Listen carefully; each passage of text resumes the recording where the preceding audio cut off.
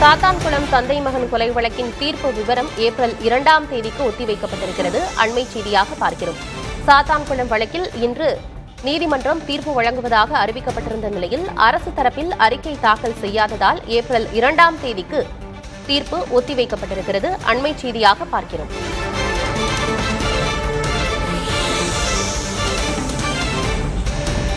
ஒன்பது பேரும் இதில் குற்றவாளிகள் என்று நீதிமன்றம் முன்பாக தீர்ப்பு வழங்கியிருந்த நிலையில் 9 பேருக்கான தண்டனை விவரங்கள் இன்று அறிவிக்கப்படும் என்று கூறப்பட்டிருந்த நிலையில் அரசு அறிக்கை தாக்கல் செய்யாததால் ஏப்ரல் 2ஆம் தேதிக்கு இந்த வழக்கை நீதிமன்றம் ஒத்திவைத்திருக்கிறது.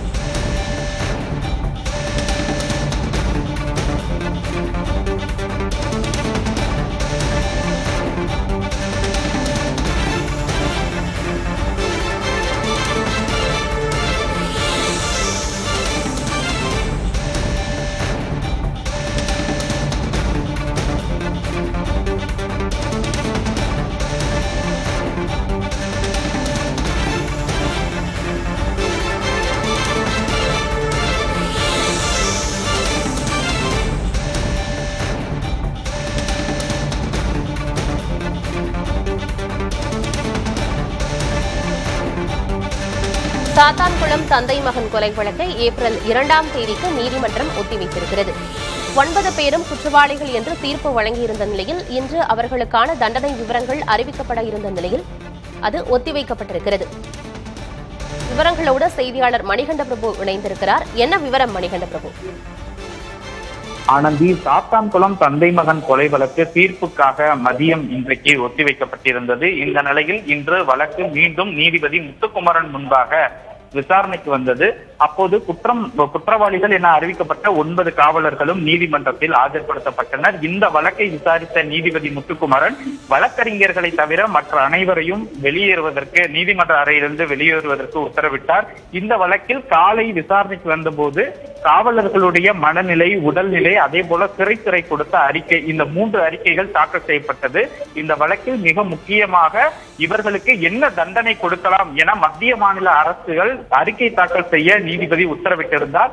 ஆனால் அந்த அறிக்கை தற்போது வரை நீதிமன்றத்தில் சமர்ப்பிக்கப்படவில்லை. இதனை அடுத்துதான் கோபமடைந்த நீதிபதி சாத்தான்குளம் வழக்கு என்பது மிக முக்கியமான வழக்கு. இந்த வழக்கில் நான் சில அறிக்கைகளை அரசிடம் கேட்டிருந்தும் ஏன் அறிக்கை கொடுக்க தாமதிக்கிறீர்கள் என பல்வேறு கேள்விகளை எழுப்பினார். இதனை அடுத்து ஆஜரான சிபிஐ தரப்பு வழக்கறிஞர், அதே போல அரசு தரப்பு வழக்கறிஞர்கள் தேர்தலையும் தேர்தல் ஆணையத்தையும் காரணமாக கூறியிருந்தார்கள்.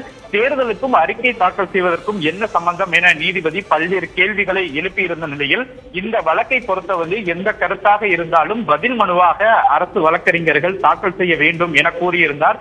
அப்போது சிபிஐ தரப்பு வழக்கறிஞர் 2 நாட்கள் அவகாசம் கொடுங்கள் என கேட்டிருந்தார்.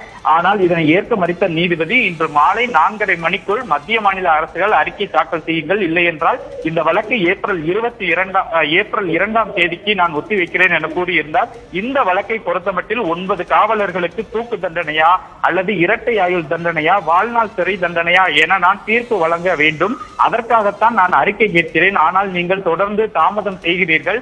இது இந்த வழக்கை இன்னும் தாமதப்படுத்தும் என்று நீதிபதி கருத்து தெரிவிக்கிறார். குறிப்பாக தண்டனை விவரங்களை அறிவிப்பதற்கு அரசினுடைய அந்த அறிக்கை இருந்தால் மட்டுமே நான் தண்டனையை உறுதிமிக்கதாக கொடுக்க முடியும் என்று கூறியிருந்த நிலையில் இந்த வழக்கை 4:30 மணி வரை ஒத்திவைத்திருக்கிறார். இல்லை என்றால் ஏப்ரல் 2ஆம் தேதிக்கு நீதிபதி முத்துக்குமரன் ஒத்திவைத்து நடவடிக்கை எடுப்பதாக கூறியிருக்கிறார். ஆனந்தி, விவரங்களுக்கு நன்றி மணிகண்ட பிரபு.